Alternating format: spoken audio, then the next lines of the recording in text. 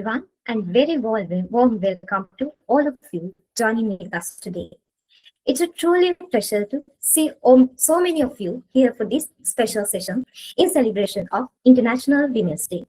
Although the official day was Sunday, we did not want to miss the opportunity to come together and recognize the incredible impact and the contributions of the women in the field of technology and cybersecurity. Today, we have an exciting session planned with two inspiring speakers who will be sharing their experiences, insights, and guidance on building successful careers in cybersecurity. To give you a quick overview of how the session will flow, we will begin with our first speaker, followed by our second speaker, and then once the both sessions are completed, we will move into Q&A session.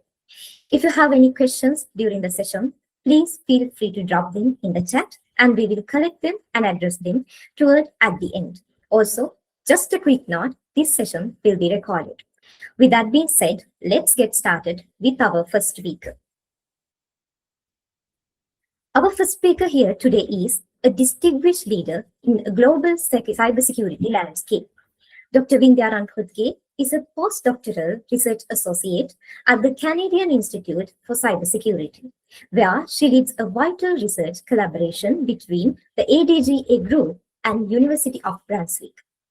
With a PhD in Information Technology and Communication from the UPF in Barcelona, Dr. Vindhya has focused her career on critical fields of cybersecurity governance, risk, and compliance engineering. She is an IEEE senior member with an incredible list of leadership roles, including Chair of IEEE Women in System Council, Vice Chair for the IEEE New Brunswick section, and an editor for IEEE Women in Engineering magazine. Her dedication has earned her the 2025 IEEE Women in Engineering Committee Volunteer of the Year Award, a prestigious lifetime honor. As a WiCyS global member, an expert public speaker on leadership and GRC, she's the perfect voice to open our session. Please join me in welcoming Dr. Vindhya Rankhotke. Dr. Vindhya, we are honored to have you here. The floor is yours. Thank you very much, Anadi, and good evening, everyone. First of all, I would like to thank WiCyS Sri Lanka and also Hansani for inviting me for this session, and it's an honor to be a part of this session which we celebrate International Women's Day. And also it's an honor to speak about something that I like and that I experience every day. So before moving further, let me share my screen first. I promise this is not going to be kind of a lecture. This is more like we can share our experience with each other. I hope you can see my screen in the presentation mode.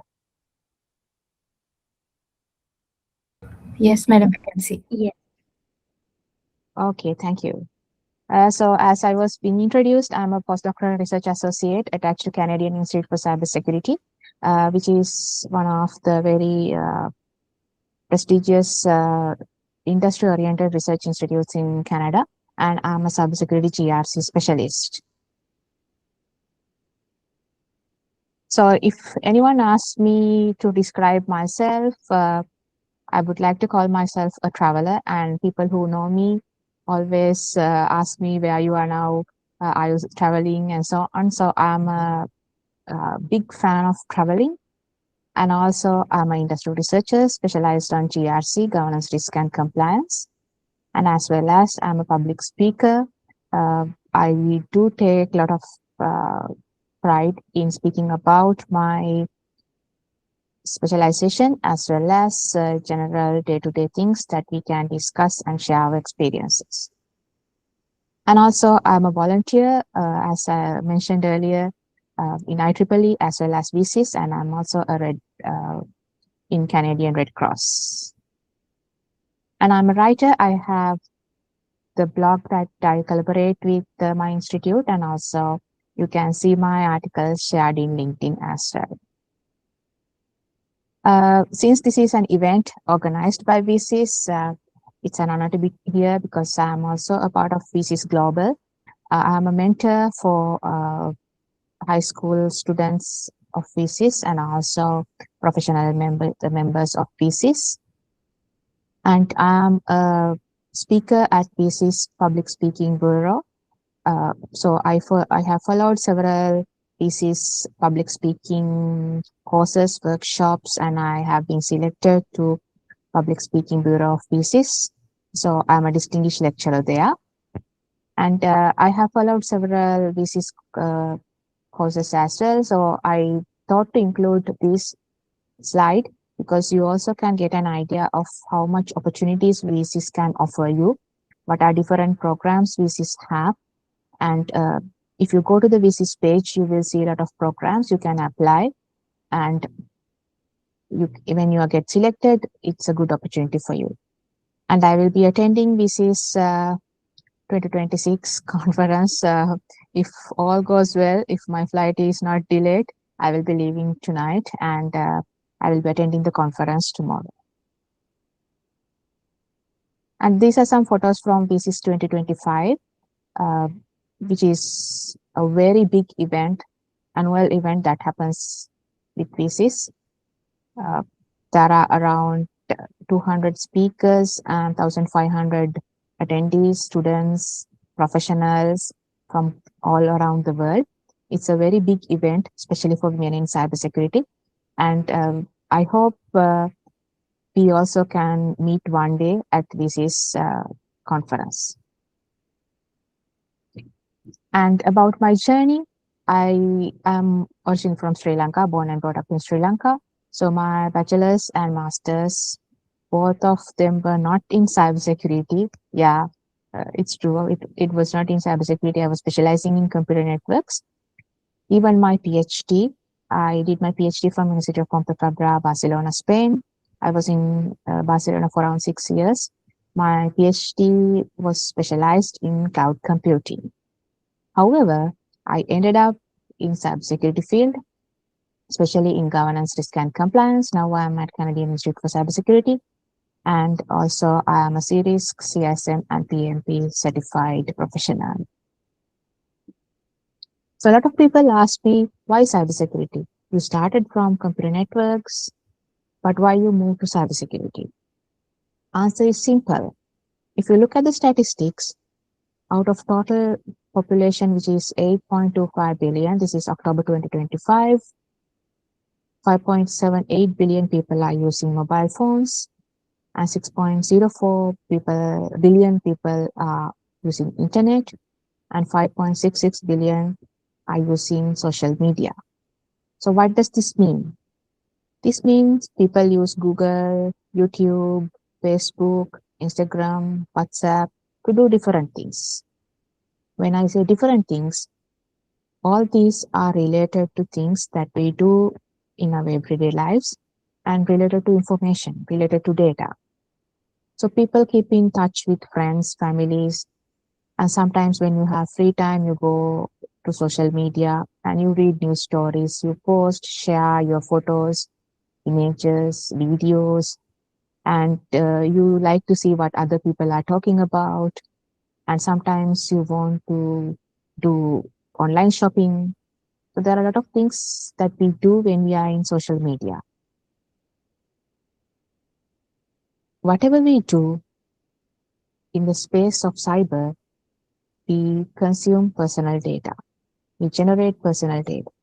They can be documents, media in the sense of photos, videos, and also sometimes a lot of information like emails, calendars, contact information, location information. All these can be considered as personal data. We are living in a world where we have huge amount of data everywhere. We store data in the mobile phone, in the laptop, and we access them from anywhere in the world. I do travel a lot, so I like to access my data from wherever I am. And I share, even you all share your data, might be emails, photos, images, and you want to process them. When we take a photo, we just don't post them in Facebook as it is. We make it little bit better using different software available. And also if you have very private, sensitive information, we want to save them. We want to secure them, so we encrypt them. and we do a lot of other things with information. So when we talk about how we can secure information, we discuss three things: confidentiality, integrity, and availability, which we call as CIA triad. Confidentiality, we make sure our data is not exposed to the illegal users, and also integrity, we make sure that our data is not changed by illegal users, and availability, we make sure the data is available to legitimate users at any given time that they want to use them. So we have information security, where we talk about information and security, and then we have cybersecurity, where the information is stored in cyberspace, and network security, which helps us to connect to this information in the cyberspace. So as you see, cybersecurity is everywhere.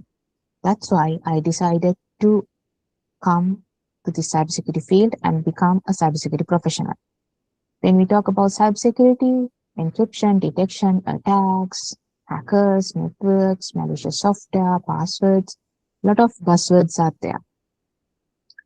However, wherever you go, whatever you do, if it is a digitized process, if it is a process that use digital things, cybersecurity is required. And if you look at the statistics, cybercrimes are skyrocketing, doubling, tripling compared to, like, let's say, past 5 years. And also, different sectors are being attacked. Healthcare, there are a lot of data breaches. Finance, a lot of losses because of cyber attacks. Government information systems are getting hacked every day. Not only that, small and medium enterprises, they're also being attacked. And even education, schools, universities, they're also being attacked. Why? Why all these places are being attacked? A simple reason: all these places have sensitive information, private information, data. So when there are sensitive information, private information, you get attacked. Some people sell this information, some people use this information for different reasons. They want to they access your data. According to European Union Agency for Cybersecurity, these 10 have been identified as top threats for 2030, which is not very far away, almost 4 years from now. Supply chain attacks are very dangerous attacks these days, because we rely on supply chains a lot, and misinformation, disinformation, artificial intelligence or LLM attacks, human errors. So all these are threats that are being predicted. Because of these, enterprises, they think about cybersecurity more and more. They allocate more money for security and risk management. According to these statistics, as you see, 79% of the companies says their top priority is security and risk management. That is to allocate money for security controls, tools, and processes. At the same time, the security market is also being skyrocketing. There are a lot of services being exposed or offered, and solutions being invented. So as cybersecurity professionals, as cybersecurity enthusiasts, we are all in this market. We are providing solutions, we are providing services. So it's us this slide talks about. And 83% of corporate boards, they want to increase the IT security headcounts. That's good for us. We are in a high demand. There are thousands and thousands of job openings. However, still 3.4 million global shortage of cybersecurity professionals. That means we are in high demand. That's one of the reasons I moved to cybersecurity. So we all know we have three teams: red team, which does offensive kind of work in cybersecurity. We do ethical hacking, penetration testing, and try to break the system to see what are the vulnerabilities, what are the problems. And we have our friendly blue team, our defensive friends. They try to defend the network by infrastructure security, incident response, threat hunting, digital forensics. And also we have our middle friends, purple team. which does both of these things. So a lot of people ask me, I want to become a cybersecurity professional, but how I can start? There are a lot of security roles, cybersecurity roles. Whether you are from engineering background, whether you are from software background, whether you are from management background, you have a job in cybersecurity fields. For an example, if you are software, you can have application security specialist, DevSecOps, security code auditor. And if you are from cloud background, cloud security analyst, security engineer, and so on. If you're from networking background, network security engineer, network security administrator. If you're from management background, you can be a security manager. And if you're from governance, chief privacy officer, cybersecurity lawyer, and so on. So whatever your background is, you have a job in cybersecurity. And as I said, my specialization is in governance, risk, and compliance. And I'm a certified Sri CSM and PMP professional. So whether you are in application security, whether you are in audit, cybersecurity audit field, whether you are in cybersecurity GRC, whether you are in cybersecurity cloud security, wherever you are, it's not easy. As cybersecurity professionals, what we see as the success, it's an iceberg. We see only the top part. What is inside, what is behind of the water, down of the water, we have a lot of difficult things. We have a lot of failures, sacrifices, hard work, dedication, and we have to be very persistent. And we face a lot of disappointments. But people don't see this. People see only the top of the iceberg, only the success part. That's why the cybersecurity role, any cybersecurity work is very difficult. We say, okay, cybersecurity professionals are in high demand, they earn a lot, their salary is very high. However, the reality of cybersecurity world is little bit different than what other people see. It's has an always on culture where we get alerts, incidents 24/7. And it's a very high responsible job with a lot of high consequences. If something goes wrong, the entire network might goes down. Entire network might be exposed. Entire system might get compromised. So highly responsible and also high consequences. And also we need to be updated every day. There are new technologies coming up, new vulnerabilities, zero-day attacks, new certifications. We have to constantly upskill ourselves. If you look at my profile, I did my PhD, but I couldn't stop there. I had to do a lot of, or I had to keep update according to the industry requirements. I have to take a lot of certifications as well. Certifications not necessarily gives you information, gives you knowledge, but when you prepare for these highly reputed certifications, of course, you gain a lot of knowledge too. And the workload, we have very short, or we have a lot of shortages in staff. That means our workload is being increased. And what happens when there is a security breach? If you are the responsible person, you will go through a highly emotional toll, and sometimes it's very difficult to bear. And also, we need to be always correct, always right, which gives you tremendous pressure. So even though people see as cybersecurity is a very fancy, very nice job, it's not the reality.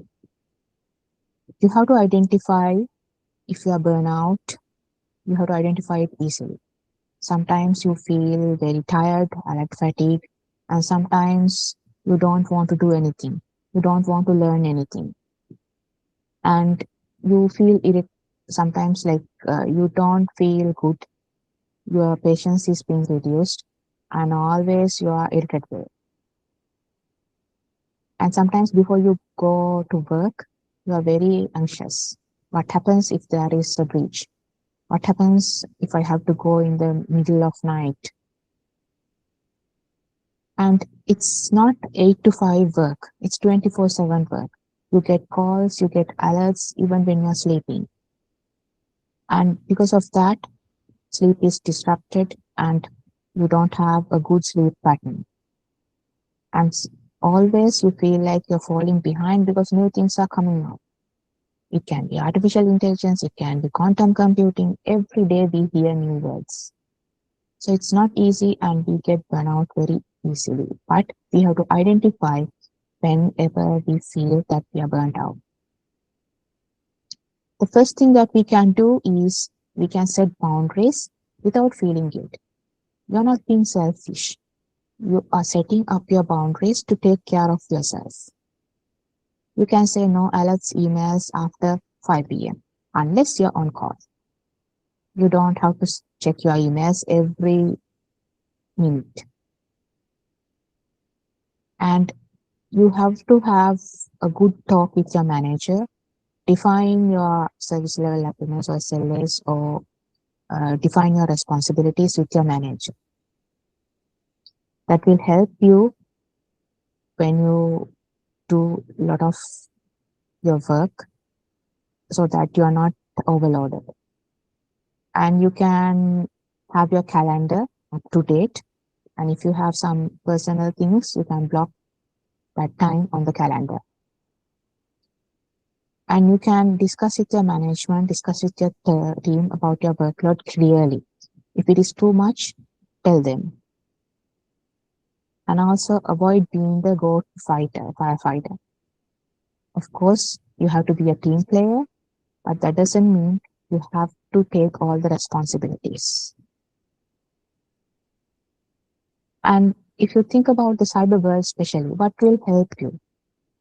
You can have scheduled deep focus time where you do technical work. And then you can have some incident-free weekends. You can have a rotational on-call duty roster so that some weekends are free for you. And you should do a healthy handoff at the end of the day. So whoever comes next for the shift, you hand over everything to him or her. And you can use automated tools to reduce the repetitive task. You can suggest your management, okay, there are a lot of tools these days available to automate cybersecurity work. It can be Source, it can be SIMS, it can be any cybersecurity tool that automate the cybersecurity processes.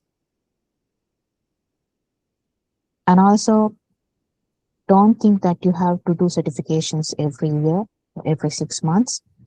Create your own learning roadmap so you don't feel overwhelmed.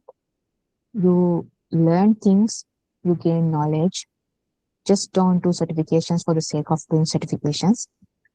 Have a good plan and a learning roadmap so you can do certifications, but at the same time, you gain a lot of knowledge.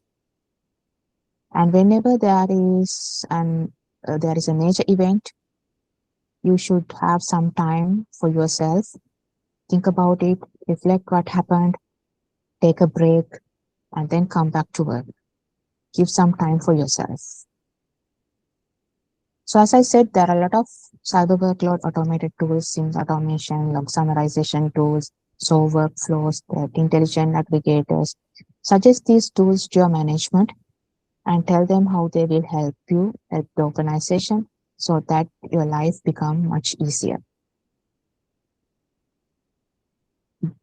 While you're doing, you also have something to do by yourself. Build your own well-being toolkit. I like to call this as well-being toolkit because it helps us to balance the work with our personal life. You need to have a good support from your company or organization. There are a lot of employee assistance programs in the organization. These help gives you confidential counseling for stress, burnout, and personal challenges. And also, there are some well-being teams or HR support teams. Talk to them. get their guidance on workloads, accommodation, and health benefits. There are a lot of insurance coverages are available these days, which are pretty good. And not only that, have a good support team, peer support circles, or mentorship. Have a good mentor. Because if you have a good mentor, peer support, you can talk to them, you can discuss your problems, and it will reduce the isolation that you feel, so on. And get the professional support. There are licensed therapists, counselors, get the if you have chronic stress, anxiety, or burnout symptoms, get the professional support. And especially there are coaching for cybersecurity professionals regarding the careers, performances, how to achieve the KPIs, how to set your goals, how to come up with a learning roadmap, how to come up with a certification roadmap, stress management, get cybersecurity tailored help. Not only that, you can use some digital and self-help tools like mindfulness, meditation apps, which helps you to be calm and also do some meditations. And there are some focus and cognitive load management apps like Pomodoro, timers, Notion, Todoist. After all these, you have to manage your sleep as well. Sleep, nutrition, and fitness trackers like Fitbit, Apple, Healthcare, Aurora. Most of us use uh, trackers these days, step count trackers, sleep trackers. So it's good. It's a good thing. It will show you whether you are having a good sleep, whether you are having a good day. It will gives you statistics. So it's a good thing. And it's very important to have your team, the cyber team, supportive because you feel safe from cyber team, physiologically aspects, and it will gives you a fair on-call rotation. On-calls are very difficult. You have to be on alert. But if you have a fair rotation, it will help you to have a good break as well. And after action reviews, when something happens, don't go for blame culture. See what went wrong, what you have to do, and help each other so that the mistake won't happen again. If you have a good supportive team, you can have some time, learning time each week, and also encouraging mentorship and buddy systems. So you might think, okay, in theory you can do this, or you are talking about a lot of theoretical things. But no, I'm also practicing most of these things. So if I share my terms on professional life, what I do, I have a weekly planning ritual where I plan my things on weekends. Basically, my calendar is up to date. My Outlook calendar is up to date. I don't keep anything in my mind. Everything is written. I have a calendar which looks like full everywhere, but it has even very small details. And I have these concept no meetings after 4 p.m. My professional meetings, but I have a lot of volunteering things as well. So all the volunteering activities are after 4 p.m. Deep work mornings, I use 30 minutes in the morning to do some deep works for that day so that it allows me to refresh my uh, whatever the activities I have to do, and I have a fully focused 30 minutes for me. No cyber weekends because most of the weekends I do travel with my husband a lot. We do a lot of campings and also we do a lot of walking, trails, trekking. So weekends are for those things. I don't work during weekends unless it's a very critical and very important deadline. I have very much non-negotiable fitness concept. I do go to gym every morning, and also I plan my meals, cleaning activities during the weekend. I keep I cook for the whole week during the weekend, and I keep them frozen so that I don't have to cook every day. And I have non-negotiable vacations. I do go vacations. I take all my vacation leaves and I do take a break. And also I spent a lot of time with family and community, my WiCyS community, IEEE community, and also Sri Lankans in my city. And I do watch dramas, movies. I'm a very big K-drama fan. I have been watching K-dramas, Chinese dramas for like 15 years now. So despite all the busy schedules, I do take some time to watch dramas, movies as well. So I believe taking care of yourself or taking care of myself is the most powerful way to begin to take care of others. You can be a mother, you can be a father, you can be a sister, you can be a brother, you can be a friend. But if you don't care of yourself, you can't take care of your kids. You can't take care of your brothers or sisters. You can't take care of your parents, elderly parents. So first, you have to take care of yourself so that you can help the others as well. And I think I didn't go out of time. So these are my contacts, my university email address, as well as my LinkedIn. If you would like to connect with me, it can be for VCs or IEEE or for any cybersecurity related things or anything. Just feel free to contact me through this email address and also LinkedIn. And if you have any questions, if you have any comments, I would happy to discuss. Thank you. Thank you so much, Dr. Vindya, for those incredibly valuable insights. It's important to remember that as we work to secure global systems, we must also prioritize our own well-being. Your journey and your expertise are truly an inspiration to all of us here today. Now, to transition to our next segment, I am honored to introduce our second speaker, Ms. Shammi Heva Madhum. She is a lead information security engineer at Sri Lankan CERT, the National Center for Cybersecurity. In her role, she leads national strategy, governance, and initiatives that protect our government and critical information infrastructure. Her impact is nationwide. She has been key contributor to both Sri Lankan first and second national cybersecurity strategies and cabinet-approved policies, working alongside with international partners like the World Bank, the Asian Development Bank, and the United Nations. On the academic and the technical front, she holds a master's degree in information technology, specializing in cybersecurity, graduate diploma from Curtin University, and a bachelor's degree in computer system and networks UK. She is a ISO 2 certified information system security professional and ISO 27001 lead auditor, certified in cybersecurity, and a certified ethical hacker, among many other credentials. Currently, she serves as the Director of Media and a board member of the ISO 2 Colombo chapter.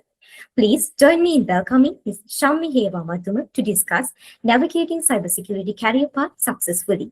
Ms. Shammi, we are so excited to have you share your journey and guidance with us today. The floor is yours. Thank you very much. Thank you very much for the introduction, and also good evening to everyone. And thank you for inviting me for this webinar. And let me share my screen with you.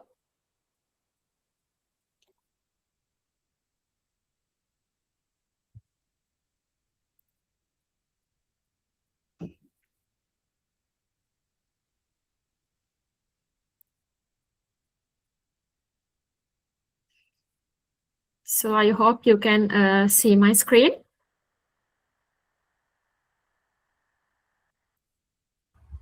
Yes, Shammi.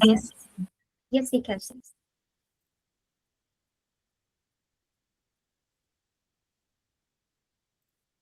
Okay, so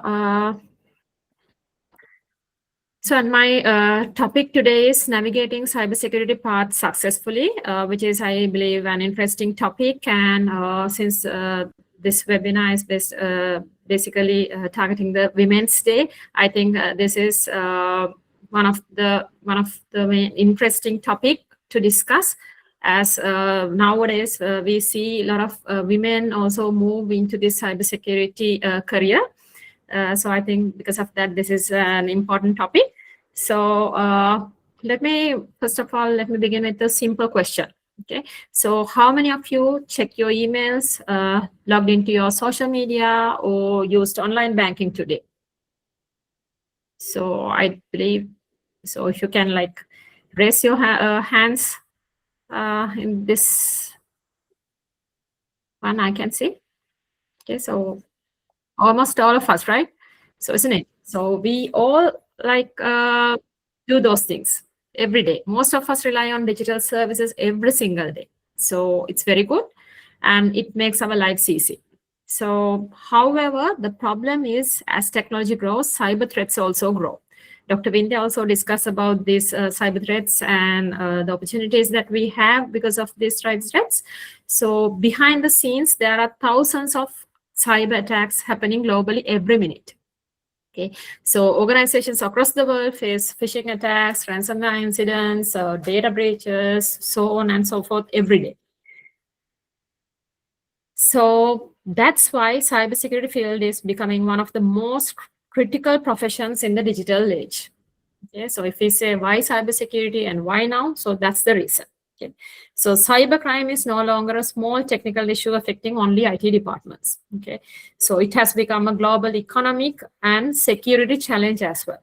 Okay, so as you can see on the screen, cybercrime is expected to cost the world 10.5 trillion US dollars annually by 2025. So, and this number could rise to over $12 trillion by 2031. So, if I put this into perspective, if cybercrime were measured as a national economy, so it rank among the largest economies in the world. Okay. I'm sorry to disturb. Shamini, your screen is not. Okay, and now it's changing, but it's not on presentation mode though. Okay. Let me. Okay. Let me do it again.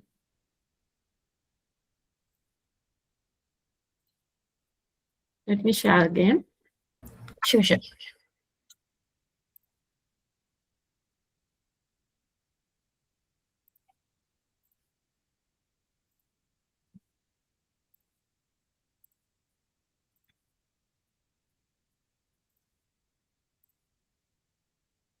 Is it visible now? Yes, visible. Thank you. Okay. Sorry about that. So, so I was talking about the global cybercrime cost and everything. So at the same, so as I told earlier, so if cybercrime were measured as a national economy, so it would rank among the largest economies in the world. So say the like how it affects the world.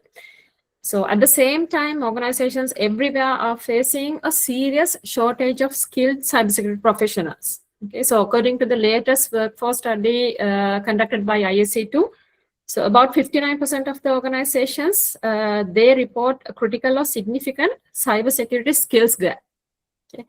So this means many organizations simply do not have enough experts to defend their system against these growing cyber threats.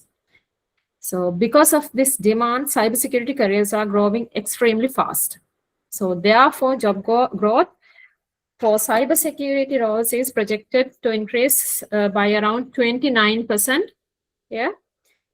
over the next decade. So which is significantly faster than average for most of the other professions. So this strong demand for talent is also reflected in compensations. So even an entry-level cybersecurity job, people get paid a lot than the other professions. So when it comes to today's world, the world needs approximately 4.8 million additional cybersecurity professionals to effectively defend the digital infrastructure. Okay, so organizations around the world are struggling to find skilled cybersecurity professionals because with these statistics we can see that. Okay, so with all these statistics, what we can see is cybersecurity field is not only growing, it is actually searching for the next generation of professionals. Okay, so this creates tremendous opportunities for all of us, for students or professionals, even for or anyone who wants to enter this cybersecurity field. So that is why discussions like today's sessions are important. Cybersecurity is not just a technical career. It is an opportunity to protect organizations, economies, and societies in this increasingly digitalizing world. Okay, so let me ask you another question. So, do you believe cybersecurity is equal to hacking? Anyone? Yes, no? Is cybersecurity hacking? So, if you are cybersecurity, like studying at least cybersecurity, you know it is not hacking, right? So most of the time when people hear this word cybersecurity, so most of the people, they immediately think of, even before I like come into this IT industry and cybersecurity field, I also think like when I hear cybersecurity, it is like hacking or penetration testing, or it's something very technical work. Okay, but in reality, cybersecurity is actually a very diverse field. Okay, so you see multiple career paths. So it can be like security operations, creating policies, like engineering kind of things, collecting intelligence, forensic works, likewise. So there are many different specializations. Okay, so that's why cybersecurity is not just a single job. So it's we can say it's a whole ecosystem of careers. Okay, with so many pathways and like different technical jargons, it's easy to feel lost. But the key is finding the path that aligns with your strengths and interest. Okay, so we all are different from each others. So we have our own strengths, we have our own interests. Okay, so in this session today, I will walk you through the different career paths available, and we will also talk about how we can like start building, how you can build your own cybersecurity journey. So in this side, I have highlighted several key domains within the cybersecurity field. Okay, so here I have listed like 11 domains. So ranging from like security operations, penetration testing, to cloud security, threat intelligence, governance, privacy, etc. Okay, so these areas, they actually represent different ways the professionals contribute to like protect digital systems and information. Okay, so if we take the first one, the security operations. So professionals in this area like monitor systems, like they detect cyber threats, they respond to incidents. So they kind of work in environments such as security operations centers.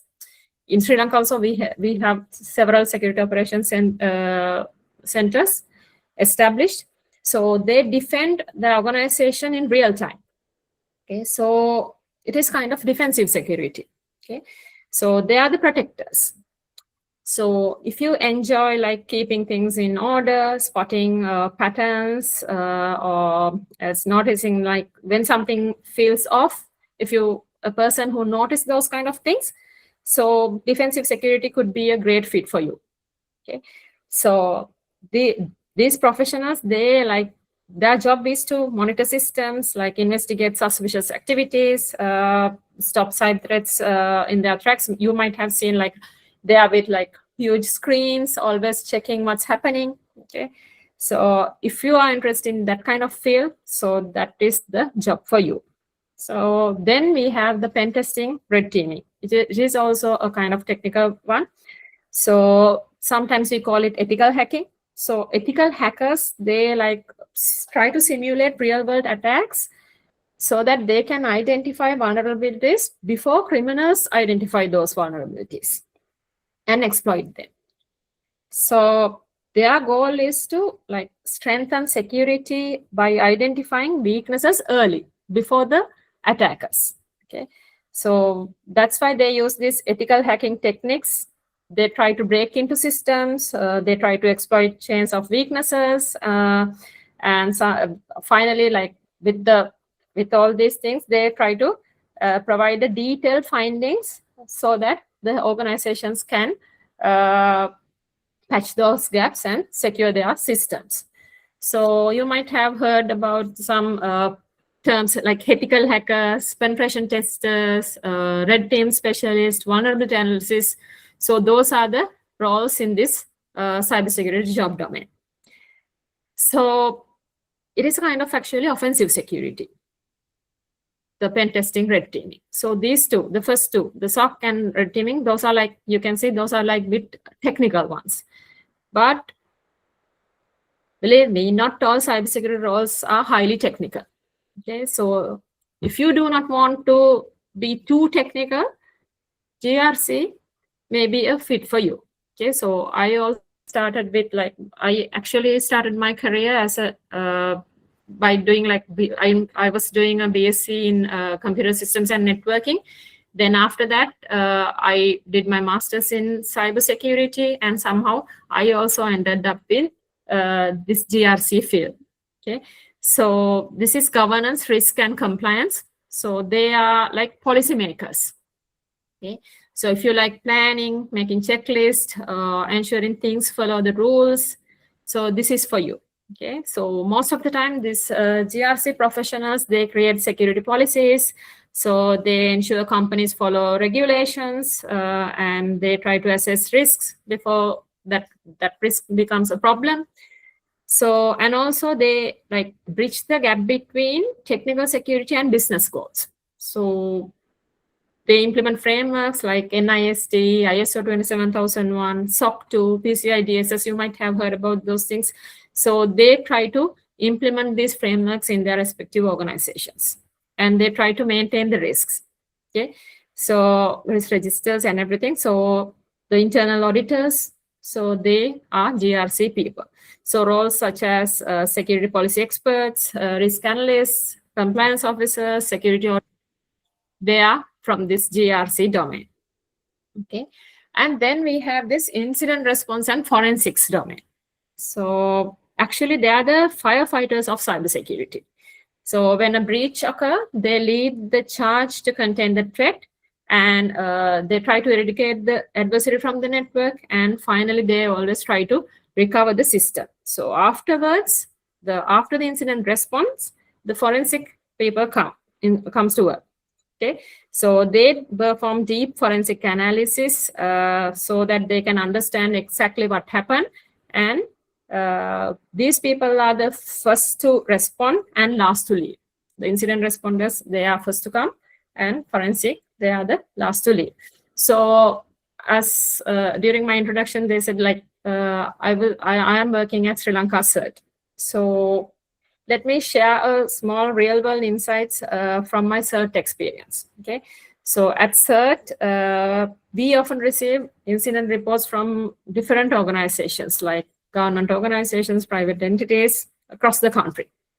Okay, so sometimes it starts with something very small, maybe an employee clicking a suspicious email link or something like that. But within minutes, attackers may gain access to systems, attempt to steal sensitive data, or they might have deployed a ransomware attack and everything get encrypted. Okay, so our job as cybersecurity professionals is to quickly investigate what happened. Okay, and try to contain the attack, and then guide the organization to recover safely. So that's the job. So when it comes to digital forensics, they analyze the cyber incident to figure out what happened and how to prevent these type of attacks in the future. Okay, so they analyze the root cause. Okay, in CERT we have the forensic department as well. So if you like kind of detective if you kind of like to watch detective shows, solve mysteries, or like you like to pierce to get the clues to uncover a story, so this could be your ideal part. Okay, so to find out, to respond to incident as well as to check how it happened. Okay, so if you are entering an incident response domain, then incident, you can become an incident responder, something like that, or forensic if you are entering. So the digital forensic analyst kind of things, kind of roles are available. Okay. So then we have this security engineering and architecture. So what they do is they design and implement secure systems. So it includes like protecting networks, applications, cloud environments. So basically they build secure systems. So if you select this path, you will be designing and building robust security like controls. And you will be hardening systems against attacks, and you will be scaling defenses, something like that. Okay, so they are the builders and planners of the cyber world, actually. So if I if I explain some roles, you might have heard about security engineers, cloud security engineers, security architects. So those are the roles that are there in this domain. Okay, so then we have this cloud security, which is I can say it's the future of defense. Okay, so the cloud security specialists, they try to secure cloud-based systems that power their businesses. So maybe it is AWS or Azure or Google Cloud Platform. So they try to protect their systems like cloud applications against misconfigurations or breaches, something like that. So we have the roles like cloud security engineers, cloud security architects in this domain. Then we have this threat hunting and threat intelligence. So again, malware analysis also comes under this. So these people, like threat hunting people, threat intelligence like analysts, they always try to study criminal tactics. We call TTPs, tactics, techniques, and procedures. They try to study these things, and they try to analyze malware, and they always try to predict emerging threats. So when it comes to threat intelligence, they curate like external intelligence to anticipate attacks, and then they drive the detection strategy. But when it comes to threat hunting, it is kind of like hypothesis-led search. So they try to search for internal telemetry so that they can find adversaries who are like evading automated defenses. So both of this threat hunting and threat intelligence, both we can say they are proactive defenses. They are proactive defenses. That means like they try to find the attacker before they strike. Okay. So you might have heard about the roles like threat intelligence analyst, malware researcher, threat hunter. So those are the job roles in this domain. Okay. So at Sri Lanka CERT also we have the national SOC. We have established the national SOC, and we also have the malware analysis and threat hunting lab. It is established recently. So if you are interested, you have the opportunity at Sri Lanka CERT as well. Okay. So then we have this AppSec, application security. So you might have heard about this term DevSecOps. So it is related to this. So what they do is they always ensure the security throughout the software development lifecycle. So you might have heard about SDLC. So when it comes to SSDLC, that is a secure software development lifecycle. So what they do is they try to always prevent vulnerabilities through like secure coding, or they do code reviews, and sometimes if they have applications, they try to secure the applications through testing by performing security testing. So what they do is they always try to ensure those applications are secure, and maybe you have heard about like application security engineers, DevSecOps engineers, secure software developers, security architects. So those are the job roles in this AppSec or secure software domain. So in cybersecurity, as I told earlier, technology alone is not enough. Okay, so there are non-technical jobs as well. So cybersecurity awareness and education it is again a kind of non-technical role, I can say, because what they do is their responsibility is to build a strong security culture within the organization. Okay, so they do it by like educating employees. So if you have the like capability to educate others, if you are like good at lecturing, like explaining things in a like simple manner, so then this might be the suitable job for you. So you can build security training programs, phishing simulations, awareness campaigns, and you can provide policy guidance to help your organization,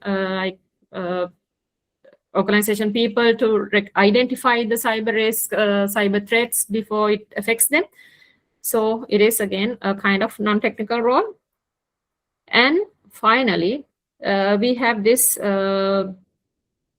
another non-technical role, so that is privacy, legal, and policy. So professionals in this area work on like developing policies, ensure regulatory compliance, guiding organizations on like secure data handling. So those kind of job roles. So the roles like privacy officers, data protection officers, cybersecurity policy analysts, legal advisors, those are the roles in this job domain. So with all those things, we have the cybersecurity is a growing field. So every day something different, it comes and get added to this domain, cybersecurity field. So that's why, so we have emerging roles as well. So for an example, emerging technologies like AI, quantum security, IoT, blockchain. So those are like emerging technologies. And with that, these are the like buzz terms in these days. Okay, so which creates like entirely new career opportunities. So for an example, if we take AI, so we have AI security. So it is the fastest growing specialty area. So like 74% of the organizations, they are planning to add this AI capabilities in their organizations within the next year. So you see how many opportunities will be available for AI security. Okay, so what I want to emphasize here is regardless of whether someone enjoys technical problem solving or system design, or whether they like to educate others, whether they like to develop policies, perform investigations, or perform research, there is a likely place for you within this cybersecurity field. So that's why I said the cybersecurity is not one job, it is an entire ecosystem of careers. So whatever you want, it is there. Okay. Now I am going to talk about how you can navigate in this field. Okay, so you have a whole set of opportunities. How are you going to select the suitable one for you? Okay. First of all, before choosing a cybersecurity career path, it is very important you understand your own interests, strengths, and constraints. First of all, know yourself. What are your capabilities? Okay. So it is the first step toward choosing the right career path, not only for cybersecurity, but also for other jobs. So if you are interested in that field, what are your strengths, your constraints? You have to know yourself. Okay. So this cybersecurity is a broad field. So different roles, so different personalities and different work styles are there. So some people, they enjoy like fast-paced environments, like responding to incidents, but some prefer like deep investigations. Some prefer to design systems. Some prefer like policy and governance work. Okay, so based on that, you have to select what you want. It depends on your preference. Okay, so the key message here I want to give you is that you don't need to know everything. Okay, so you don't have to know everything. You don't have to take all the certifications, but instead identify one or two areas that matches your strengths and your interest, and focus your efforts there. So if you want to be a risk management governance person, so then you have to focus on that. Okay. Then the foundation. Once you identify your interest and where you want to be, then most of the time when the people entering cybersecurity, the first question they ask is, what should I learn? When it comes to studying, learning, so most important step is building a strong foundation. Okay? So like you have to think it like building a house, right? So if the foundation of that house is weak, everything built on top of it will eventually collapse. It won't last long, right? When it comes to cybersecurity learning, also it's the same. So you have to have a strong lay a strong foundation. Okay, so that foundation actually start with consistent practice. Okay, so you may be spending 30 minutes every day learning, like doing some labs or reading some cybersecurity blogs. It can be far more powerful than like trying to study 5 hours once a month. So you have to continuously learn. Continuously learning is very important when it comes to cybersecurity. So the technical core, Linux proficiency, networking, security fundamentals like CIA triad. So then learning how to create safe lab environments. So when it comes to networking, TCP, IP basis, OSI model. So those are the basic foundation. So you have to understand that, and you have to build a strong foundation with this knowledge, with collecting this knowledge. Okay. So when it comes to these technologies, you will find enough free resources to go through, even in YouTube, LinkedIn Learning. Okay. So there are different blogs available. So you don't have to like directly start certifications, but first gather small, like bit by bit, okay, the knowledge. So with free resources, even you can like gain this knowledge. Okay, so if you are like interested in governance risk roles, then you can learn about different frameworks like NIST, ISO 27001, those things. Likewise, you have to lay a proper strong baseline. Okay, because in this field, tools will change. So if you learn about just one tool, so within like 5 years of time period, that tool won't exist in the world anymore. So it will get replaced. But when you lay a strong fundamental foundation, it will always stay valuable for you. Okay. The next important part is certifications. So when it comes to cybersecurity, certifications also can help structure your like career progression. So at the entry level, there are different certifications like ISC2 CC that certified in cybersecurity exams, like Security Plus, CompTIA Security Plus exam, so Google cybersecurity exams, those kind of things. So they actually introduce core security concepts, the baseline ones. Then if you are, when you are like moving your career ahead, if you want to like, if you are in the mid-level career, then certifications, most of the certifications become more role focused. Okay.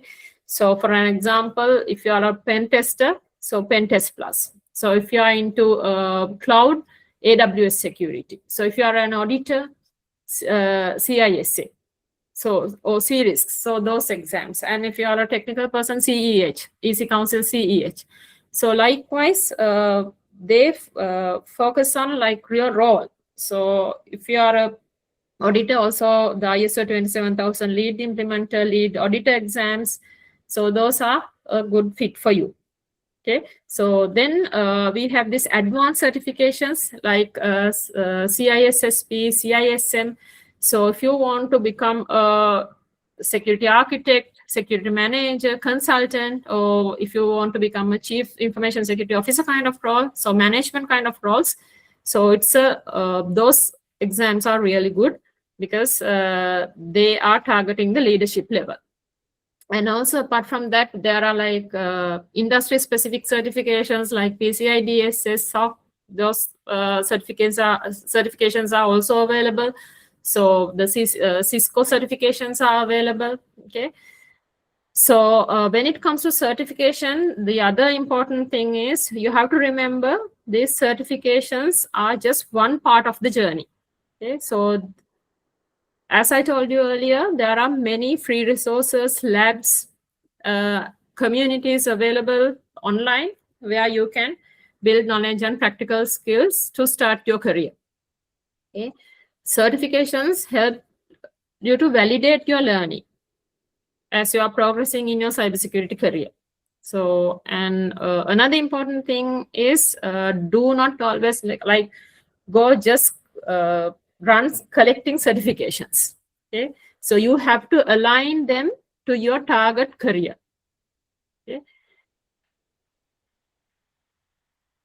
And these are another two important aspects when you are like building a proper cybersecurity career. So that's getting hands-on experience and networking and community. Okay. So hands-on experience, again, it is very essential when it comes to cybersecurity. Okay. So this is where it's a kind of practical field. So cybersecurity is a practical field where employees value what you can do, not what just you know. Okay, so if you know something, you have to prove that you can do it as well. Okay, so working on real labs, simulations, practicing in like capture the flag challenges.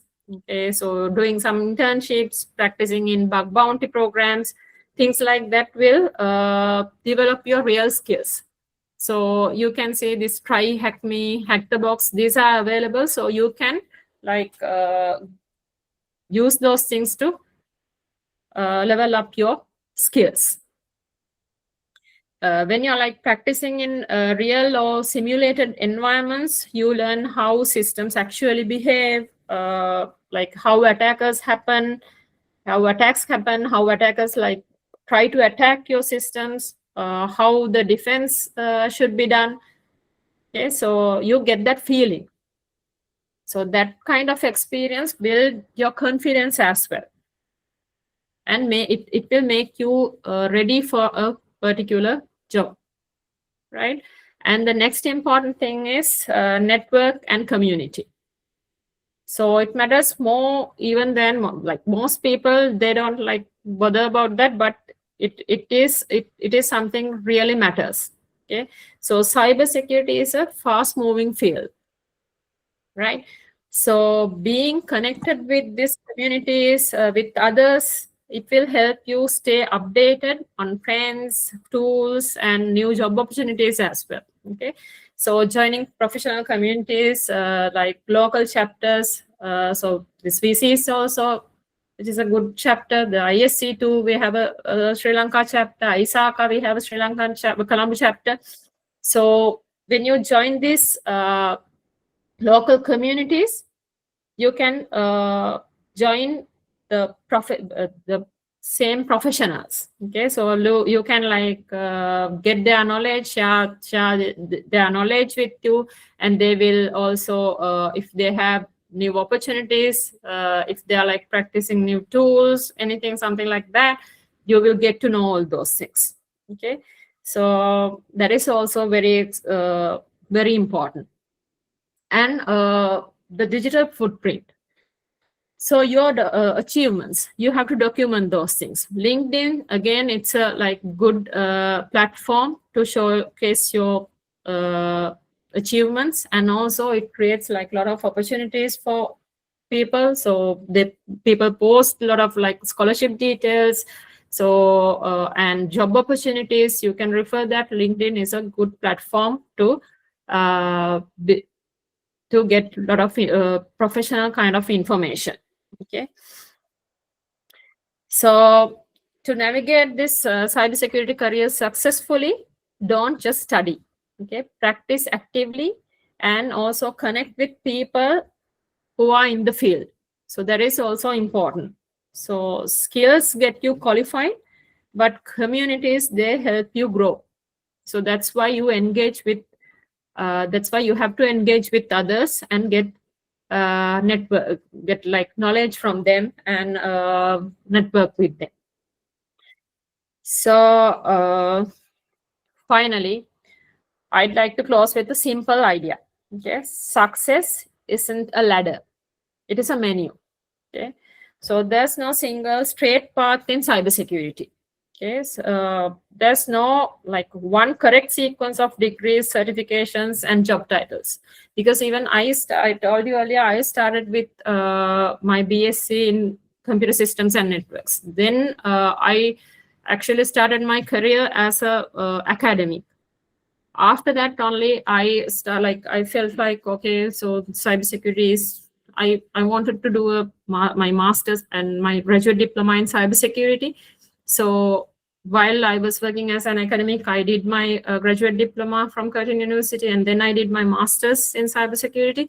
So then after that, I felt like, okay, I want to move to a technical field. So that's why then I started working in this Sri Lanka cert. So earlier I was an academic as well.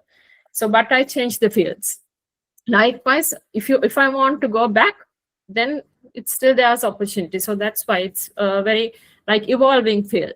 So whatever you like, then after that only I did certifications. When I was doing my bachelor's, I did CCNA, Cisco CCNA, but later after my master's only, I started doing the different certificates. Like I did CEH, I did CC, I did RHCSA, then finally I did the CISSP as well, ISO 27001 certifications. I did all those 6. But while I was working, okay, so that's why. So you have to think of your career like a menu. Okay, so you choose what fits your interests, strengths, and goals. That's how I did also. Okay, so for finally, if I summarize few important points, first thing, don't try to learn everything at once. So choose one domain. So maybe ethical hacking, maybe cloud security, maybe digital forensics or GRC, and go deep. Okay, depth create clarity. Clarity builds confidence. So one thing. Then in this field, what you can do matters more than what you claim to know.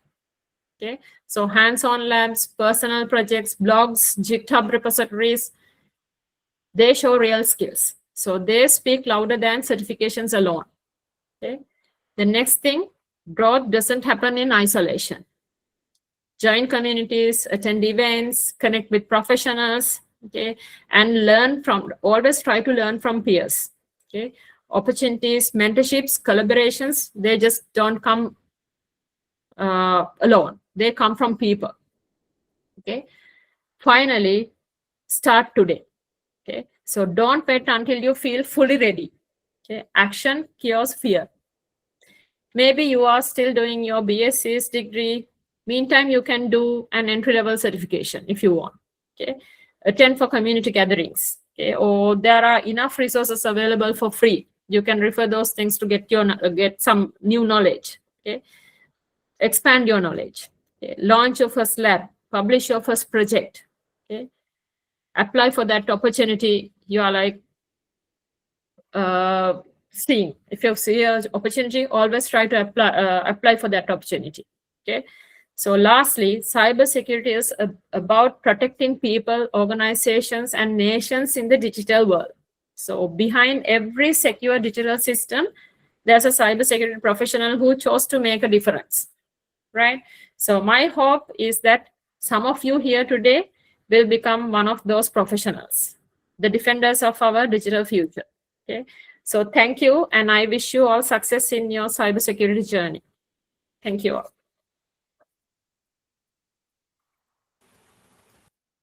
Thank you so much, Ms. Shammi, for that insightful and inspiring session.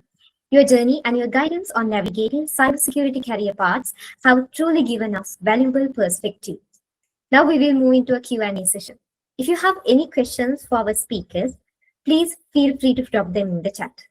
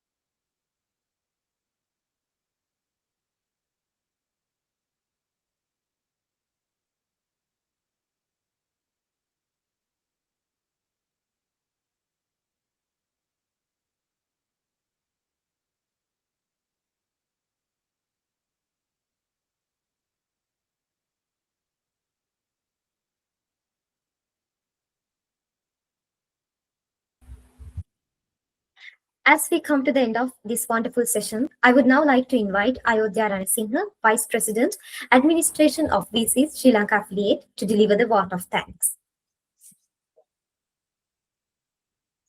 So as we come to end of this webinar, I would like to express our sincere gratitude. A heartfelt thank you to our wonderful speakers, Ms. Vindhya Rathatake and Ms. Shami Hevavadua, for sharing your valuable insights and inspiring us today. Your experiences and perspectives truly made this session meaningful. I would also like to thank all the participants for joining and making these sessions engaging. A special appreciation to our host Anadi and the organization team who worked behind the scenes to make this event possible. So thank you all for being part of this session. There will be many more. Oh, there is a question, I guess.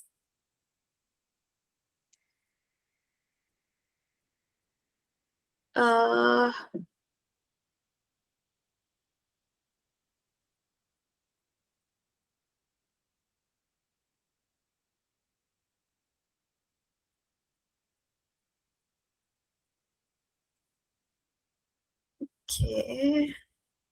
So we got a question if we have time.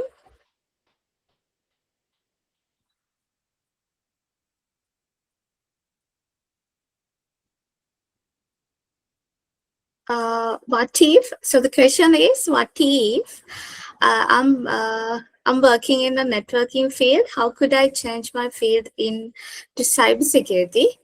Means do I need to start from cybersecurity intern? So I would like to ask this question from both of you, or maybe one of you can answer, Ms. Vindhya or Shami.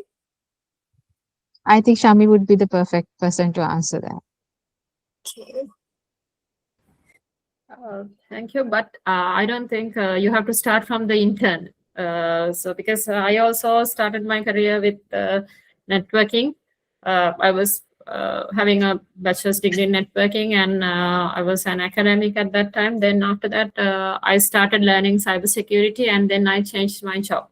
So if you like, you can do, if you are like, if you want to do a master's, then you can, like, if you haven't done master's yet, you can do a cybersecurity master's, and also there are different certifications available from very basics, like I told you, the ISC ISC2 CC exam. So it's a basic level examination certification. So you can start from that kind of certifications also, and then you can apply for cybersecurity jobs after having like experiences, or else in your same workplace, if you have the security jobs available, also you can like try to apply for those jobs. So what you need is grab some knowledge first. So according to my experience, I think if you are having a networking background, it's easy to navigate to cybersecurity field. I think Ms. Vindhya also will, Dr. Vindhya will also agree with me. Yeah, it's about what you want to do, and it's not about like changing fields and starting from the beginning, because you have built some experience. If you have built some experience in the networking, and you know how day-to-day things work in networking, you can easily get into cybersecurity, because you know the fundamentals, you know how things can go wrong, you know what are the vulnerabilities in networks, you know how you can fix the things. It's not that you have to go into the intern, but if you have some if you can show that you have the knowledge in cybersecurity as well, maybe some beginner certifications or intermediate certifications, that will help you, obviously. And of course, you can plan for intermediate level job entry.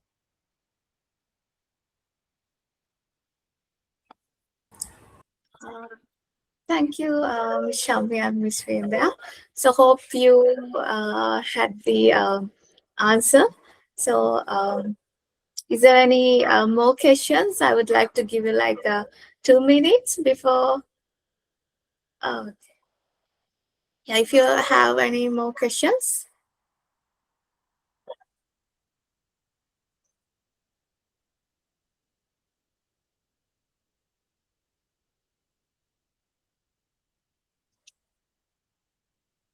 Um, all right. All right. Thank you all. And again, thank you so much, Miss Vindhya and Miss Shammi, for joining us today. And you are the participants for joining with us to these sessions. And I would like to say, like, we have planned so many more valuable sessions like these for you all in the future. So, again, thank you all for joining. Have a good night. Thank you. Good Thank night. you. Good night. Thank you.